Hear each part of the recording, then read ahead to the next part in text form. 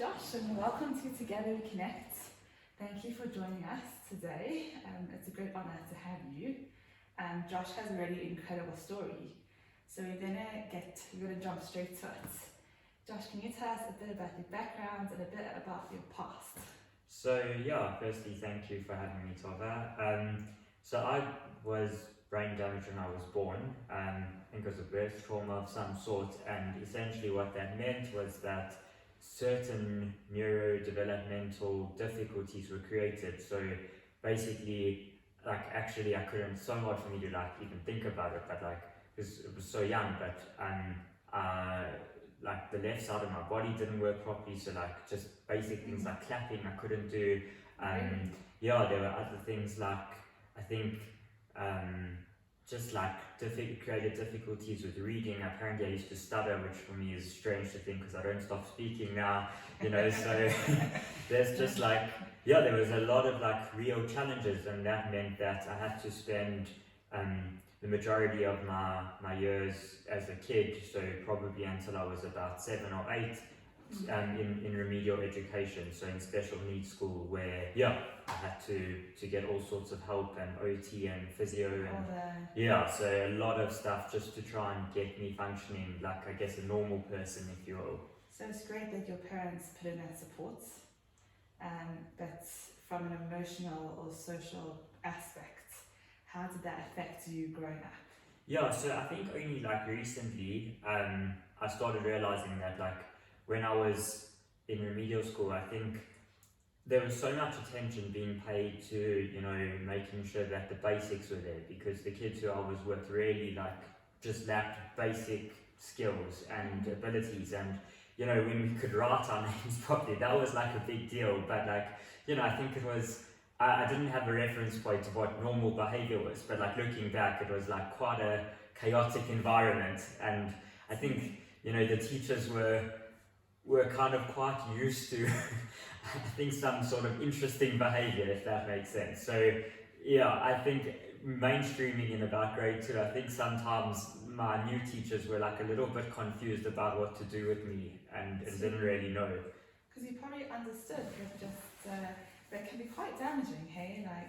Without realizing, especially in our days, I feel we're not that old, but we've got to speak about it, because people aren't doing enough about it. So focused on when something happens to a kid, we zoom in and we're okay, let's sort them out with their academic or technically, but we forget the emotional and social skills. And what I find so incredible about you is your perseverance.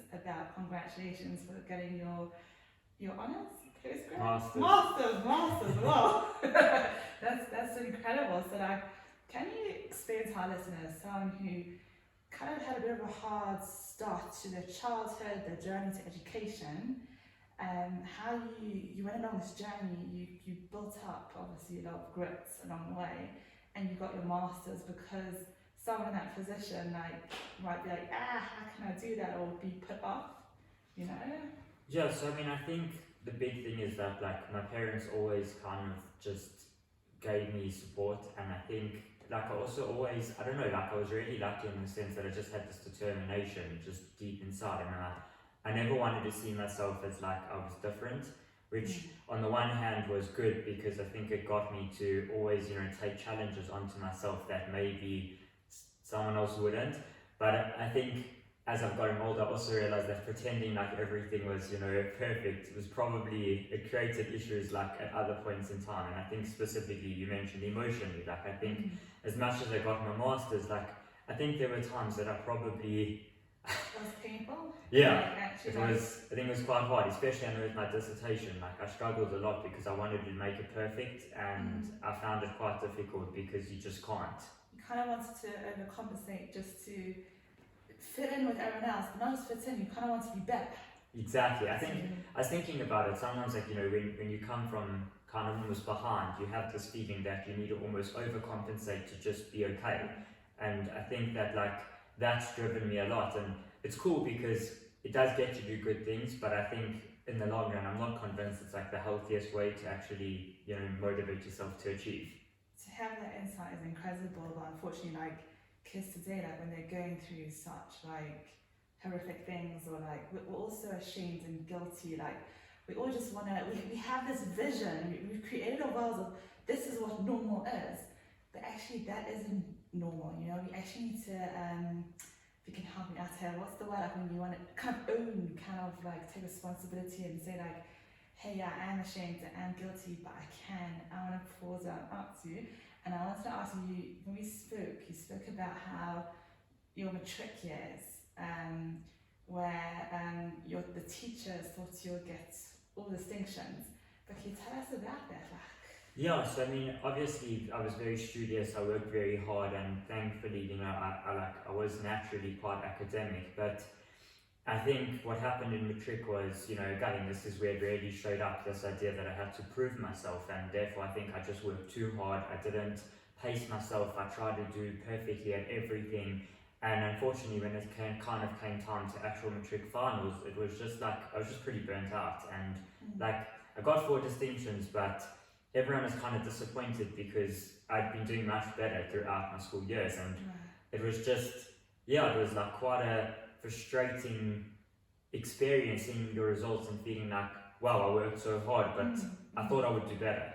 It's a lot of pressure because we have in our system like a lot of clever kids or overachievers, and then it comes to, in London you have A levels or you have GCSEs, matrics, whatever. In America you have the SATs, and education people get like, why did they fail, or why didn't they get the grade they did? Because the emotional needs weren't met, and it's so important to nurture and educate people within that area as well. Yeah, I mean, I couldn't agree with you more. I think that my teachers had spent a bit more time like just understanding where I was, and just instead of worrying about whether my portfolio was perfect, but like been asking, you know, how are you doing? Are you pacing yourself? Are you working intelligently? Like those softer side of things that, like, as I've gotten older, I've realized is so essential. I think I probably would have done quite a lot better at school, or at least if I'd done the same, probably would have felt better about it. And now I've got to ask you a bit of a tough question. Like, everything you've been through, do you think is the reason why you got your master's? Yeah, definitely. I mean, I think that I love psychology because it's kind of the, like, especially the positive side, which I focused on, is the idea that like people really can achieve, and that no matter what difficulties we face, there are studies and science can help us understand how to overcome those things. And I think it's just, you know, reading about and researching stories of people who have triumphed and who have learned skills to kind of do better even though they didn't naturally have that talent.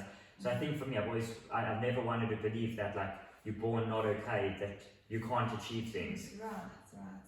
And if someone else was in a similar position, what sort of advice or tips would you give them?